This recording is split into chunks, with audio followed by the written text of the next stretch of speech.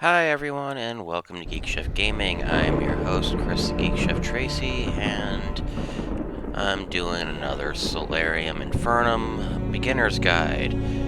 I'm just up against the AI here, so nothing too special be going on, but this will be the final episode in my Beginner's Guide series. Basically, I've talked about all the major subjects in the game, and I basically ran out of just general, okay, these are the rules topics. And so now we're getting to general tips for the beginner. Probably the most important tip is remember to take tribute. Everything costs money in this game, with the exception of moving your armies around.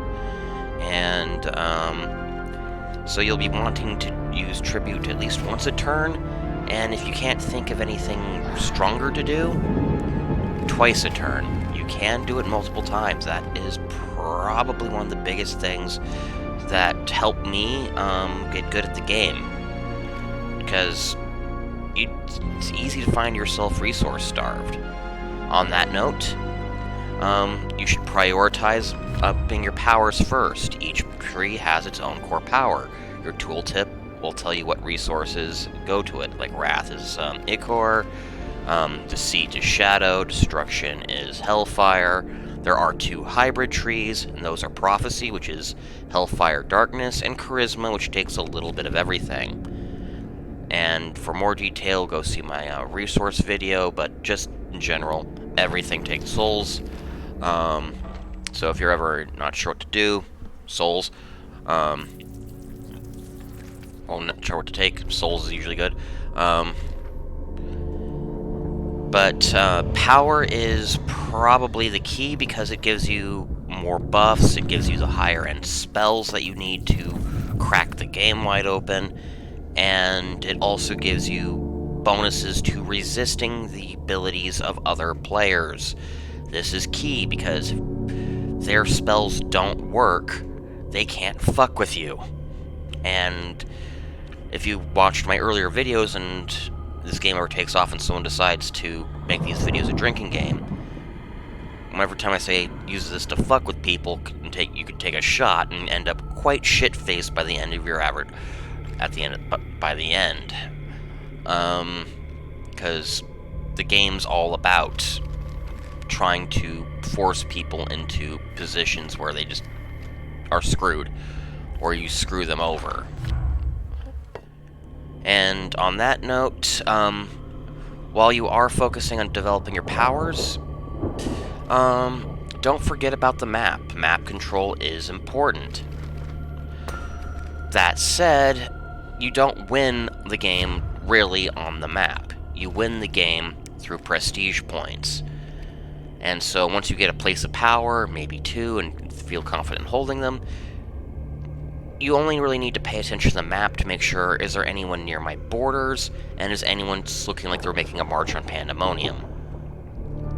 If the answers are no to both of those, you can basically ignore your armies, just gather resources, pump up powers, cast a few rituals to screw with people, and work on your own plans. This is very much a game, and this is on to tip 3, this is very much a game where having a plan matters. If you can get something going earlier, that's better. Mainly because, well, it takes at least 2 turns to do anything. Beyond some of the most basic stuff like, and say you want to declare war. Well, that takes at least 3 to 4 turns depending on the method used to declare it. Because you have to send the messengers over with the demand or the insult, then they have to send one back with their response, and if they give you money, you can't go to war. If they accept the insult, you can't, they won't declare war on you. But if they do declare war, the insult is actually the faster way, because it's just, oh, you insult me? Vendetta. Or duel. Whereas a demand, it's like, okay, they said no, what are you gonna do? Then you have to send a messenger over back to them saying we're at war now. and then on turn 4, that's when you actually get into fighting.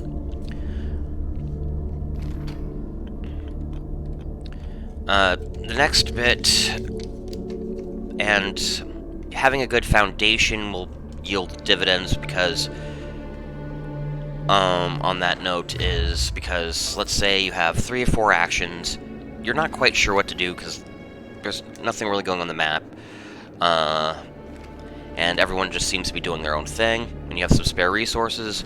Upping a power might be a good idea, especially the lower level ones are cheap, and you never know when even a level 1, like the ability to bribe in the arena, can make the difference. The next tip is turn order is king. Up here is the turn order. You're always going to be on the far left, and if you know your symbol for on your Lord's Crest, that makes finding it much easier. And it progresses to the right, starting from whoever's regent. This is covered in the tutorial, and once again, play the tutorial if you haven't done so already, because a lot of information is in there. And this turn order is locked. The person who moves first is always the regent. So if you're a regent, you will go first. Then, next turn, the regency will move to the next person down the line, and so forth. So if you're a regent now and move first, you're moving last next turn. This can have huge ramifications when it comes to pathfinding a unit, for example, or prioritizing, should I attack? Can I steal this place of power from somebody who's whittling it down, but my dudes can reach it? Can I fire off a spell before they move? This is especially true with things like false orders or strategic confusion, where if the unit moves after it's used, before the spell pops, you've effectively wasted that action. So know your turn order, because sometimes it comes down to literally, I can go before you do. And since I don't know what they're doing, they don't know what we're doing, sometimes that means you might need to delay gathering or seeking tribute and moving units, or prioritizing a casting of a spell earlier in the turn. So do think carefully about what you need to do based off of turn order. Next up is is your little message thing here, is your best friend. It will tell you everything you need to know. And all the things that happen will happen here. The most important things, the stuff you need to do before you can go, will have a little explanation point. But some things are pretty basic, like, oh, free resource. But other things is like, a spell was cast on you. It was successful or not. Here, if it was successful, what happened? Like, what was stolen from you? The battle report just can be good to tell who's going with what, and seeing if you can screw with somebody's like, oh, this unit's just barely alive after trying to take a place of power. Maybe I can hit it with a massed attack spell or something and just finish it off. Do little things to screw with people. What's selling in the bazaar is good to know. If you have higher charisma, you'll know who's buying what. Which can be very helpful when determining enemy strategies. And on that note, don't forget about artifacts. It's easy to focus on legions and praetors because so much of the game is about these to one extent or another. Because these are how you take things, capture territory, and these are how you duel and buff legions primarily, outside of stratagems. Artifacts also fall into that role, but unlike praetors, they are a bit more specialized and are only a strict buff. They come in 3 varieties: War, Pride, and Sorcery. War, they go on a legion, and they do what it says on there. In this case, if they have a Praetor attached, everything that the Praetor buffs is doubled, which, if you have a very high-end Praetor, such as Decabra would be a good one.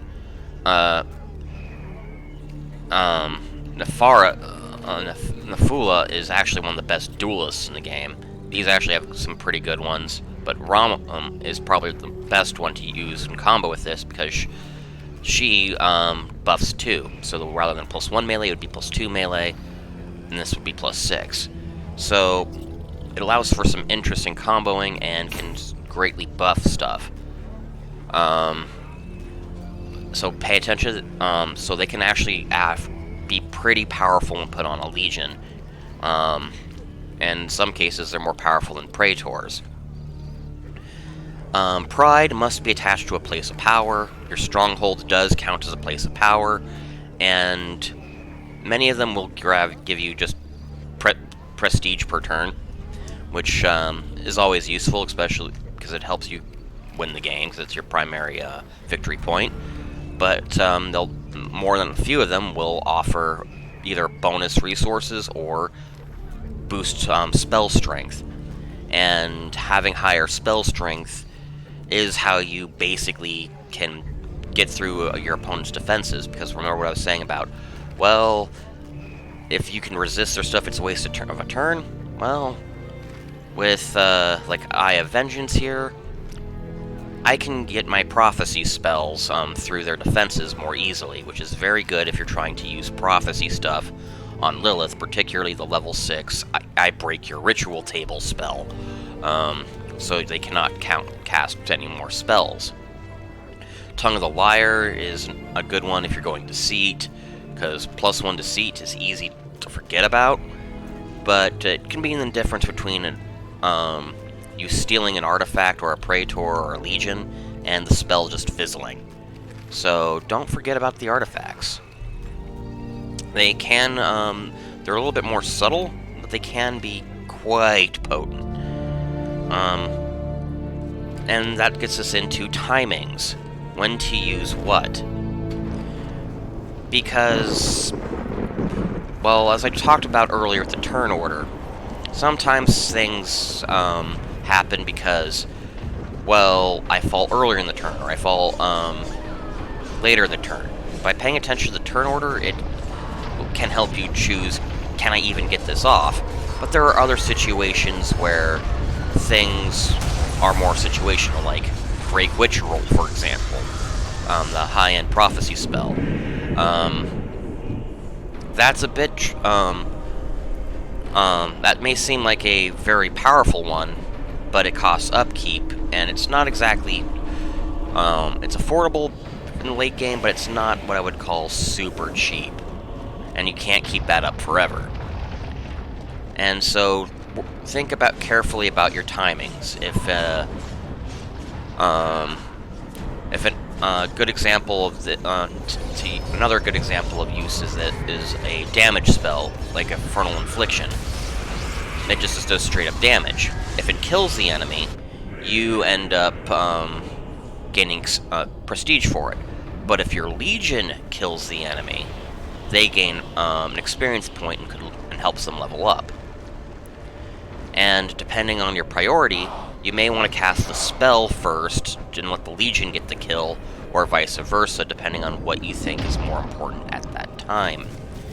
And some of these timings do take a little bit of thought and experience to figure out, but it's no point in casting a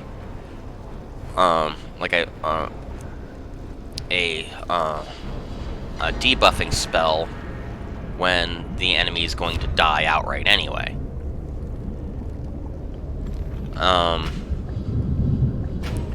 And likewise, it's no point casting a damage spell if it's not going to produce any use. And because certain things will heal over time, it might be good to just hit them with it to weaken it and go from there. I'm rambling because that one's actually one of the more complicated to explain, but it has the biggest ramifications.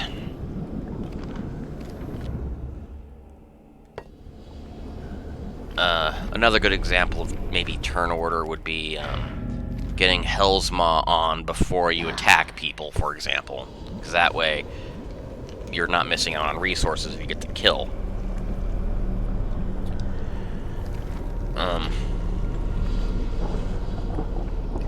Also, another aspect of timing is, what do you prioritize? Because while it's often a good idea to rush what you get you to level 4 the fastest, certain situations on the board may dictate that you go Destruction, or you go Prophecy, or you go Charisma.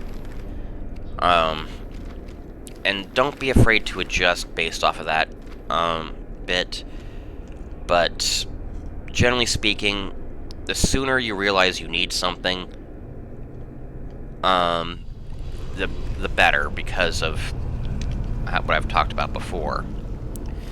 Now we're getting into one of the more complicated subjects, and that is counters. Mainly, how do you kill somebody's super unit? It is not an uncommon strategy, especially if you see someone rushing the Wrath Tree, to create a super unit. Usually they'll sacrifice a level 4 unit to buff typically their personal legion, but it could be another level 4 unit, might even be a Titan, and then hitting with Infernal Juggernaut, and now you're dealing with a unit that's like level 25 all stats, if not 30. And how do you counter that? Because when something's like 30 across the board, as you can see just by the HP numbers on these guys, they're not going to survive one phase regardless of what phase that is, and you can't really buff and debuff your way around that. It's either going to work or it's not, and typically it won't. Well, there's several ways, and I'll do that after these little animations play out. And the answer is your powers.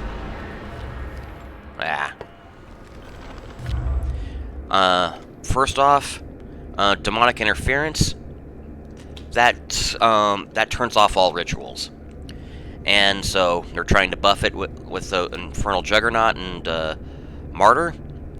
Turn those off, shut them all down, and if they're using Infernal Juggernaut on, that unit's now useless. It can't move, it cannot support, it's just standing there eating up a hex. It can be attacked and it can defend itself, but other than that, it can't do a damn thing. So if they're using a super unit to bully everyone and guard pandemonium so it can't be retaken, or their stronghold, pop that, and now that super unit's basically useless. And you can worry about other things. You can also rain down spells. If they work, it'll may take a turn or two, but it will definitely do it. Particularly, Internal Infliction does pretty good damage, but the one that would be very potent, especially against super units, is Dire Dissipation. Because not only does this deal damage, it reduces their maximum hit points. And, which, even if it doesn't kill them, it means it can't be healed. At least not as efficiently. And considering somebody is going for the Wrath Tree, if they're trying to create a super unit, that's where the healing spells are. Like Undying Vigor heals 4 to 6 hit points, and that's how you counter somebody who's doing it. And also, as super units are usually created from a lower level unit, they're not going to have a whole bunch of HP to spare anyway. So if they do survive that onslaught, you'll probably be able to kill them next turn with Destruction. And if you use the messaging feature in the diplomacy bit, it's not here in single player, but there's usually another thing called message. You can type someone saying, hey, I know you're studying a lot in disruption. Let's fireball this dude to hell. And you can team up with other players to gang up on others. And that is a strategy and part of the game. Because if they win, everyone else loses. Another thing you can do is use Steel Legion, if it's like and you can probably convert Legion here, and just steal the unit outright. It'll lose all debuffs when it's done, but the enemy now no longer has it. It can be resisted, but it's worth trying. An alternate strategy is to do economic warfare and use Loot the Vaults and just corrupt tribute from the destruction tree. I believe it's yeah, it is destruction. And basically make it so they have no money to pay upkeep, and if they're not, but it's not 100% reliable because they can be casting Loot the Vaults themselves on other people to try to gain money. They could be gathering tribute to gain money, but it frustrates things because it now becomes a matter of luck if they have the resources to maintain those spells. And it's, if the unit's no longer super buffed, it's now just a normal unit. Titans are always powerful, and they're best countered with Infernal Juggernaut or your own Titan, which you may or may not have available given this store. And the last option to deal with a super unit is, if they're creating super unit, they're probably going for Pandora. And if they're going for Pandora, they're usually leave their stronghold vulnerable. And you can just take the stronghold, defeat them, and it doesn't matter if this unit exists. It's basically how the Romans beat Carthage. They basically hit where Hannibal wasn't. And that's how they beat Hannibal. Same principle there. There's also one final method, and this is the ultimate fuck you, I'm taking my ball going home option. And this is the Suicide Bomber. There is one artifact called the Orb of Oblivion. Let me see if I can't find it here. There it is. What this does is, right, what it says here.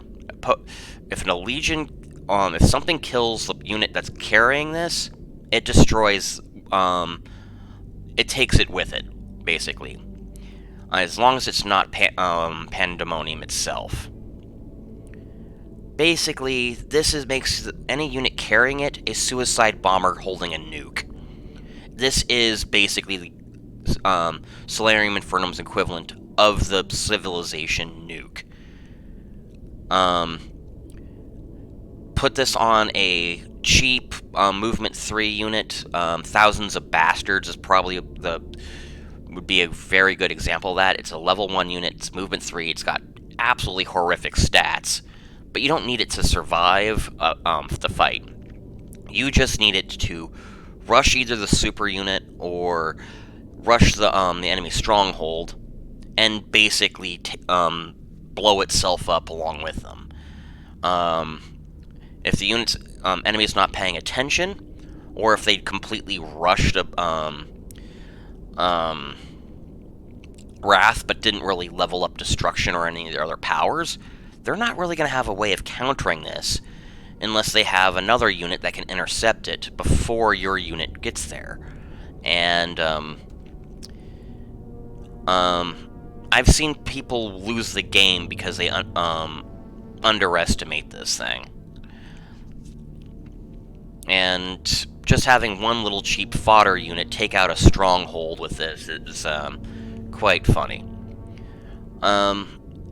Another highly unreliable way to deal with super units is Summon the Angel.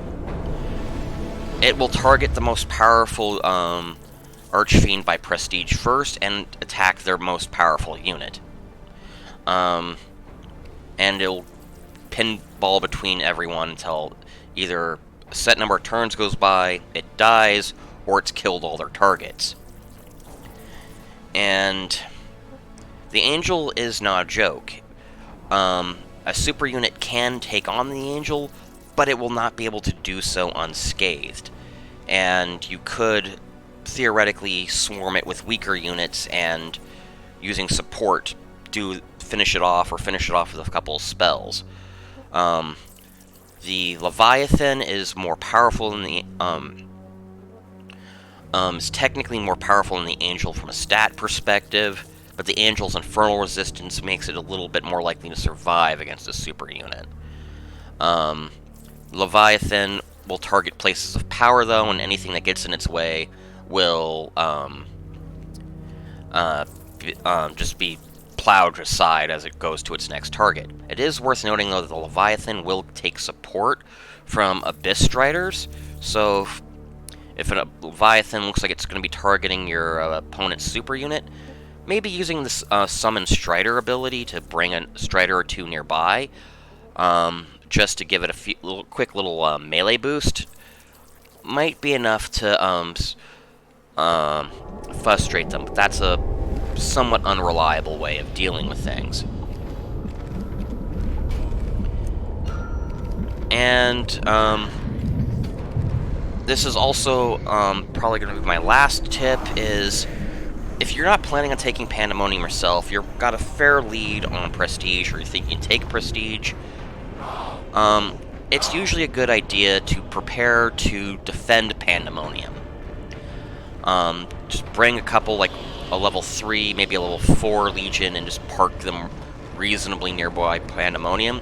So if a super unit does come by, you can just try to retake Pandemonium, or buff up your own unit to super unit status with Infernal Juggernaut, and prepare to engage them that way. Because the thing with super units is, it takes at least one turn to prepare them with Martyr and Infernal Judgment. Those spells do not take effect until the end of the next turn. And as such, if you see your rival, again, watch your message screen over here, cast Infernal Juggernaut, be prepared to summon it on your own dude so they can do interference. And I'm not 100% sure, but I believe since anyone you'll automatically offer support to Pandemonium if your armies are next to it, even if they aren't buffed. But that's pretty much, but defending Pandemonium is key simply because, for one basic reason. If someone takes this, Prestige doesn't matter, because whoever's holding it is going to win if they can't be removed from the game, or Pandemonium is not retaken. You can take Pandemonium yourself, and then it'll take 4 turns from the original person's 5 turns. If they take it back, it's now 3 turns, until it's basically the council says, fuck it, you have it now, after the 5th or 6th time it's taken. And this is actually a good map for me to explain another feature that I probably should have. Yay for disorganized thinking. And that is basically how hexes work. There are multiple types of hexes. Most are this grass, ash waste. And there's no modifiers. But some, like swamp, they're a bit different. Swamps, they will grant whoever's defending in it melee immunity in the melee phase. So number 2, they could just ignore that.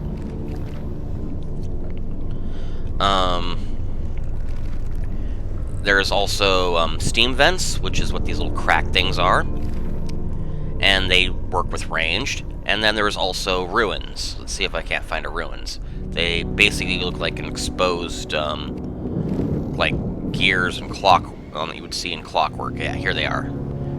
And ruins basically do that with the arcane. Now, it's worth noting it only works for the defender. The attacker does not gain the benefit. So hiding someone in there can surprise somebody if they're not sure how terrain works. There are a few other factors to consider with terrain as well. Swamps will stop movement of any unit moving into it. So it doesn't matter if you're move 2, move 3, the instant you move into a swamp, that ends your movement. And I believe it's the only one that does so. Now there are other things like ravines, which are their own thing. I believe this would count as a ravine, but I'm not entirely sure. That definitely is a ravine. And if you have a ravine walk, you can just literally just walk on air around it. Which can, and since these can't, special terrain types that act essentially as walls cannot be claimed, they can let you get in behind enemy lines for sneak attacks if you're creative enough and have enough time to prepare. Another type that you don't see too often, I think it's only on Dante Peak map, is lava. And what that does is anyone standing on it at the end of your turn takes 2 damage. And that can be enough for a unit to die before in a combat scenario, which it might survive just barely, or force you to slow down your plans as you need to worry about healing them. But that's ultimately how the 4 different terrain types. Naturally, there's mountains as well, which are impassable, but that's so self-explanatory. I am only now realizing I need to talk about it because it's at least obvious to me.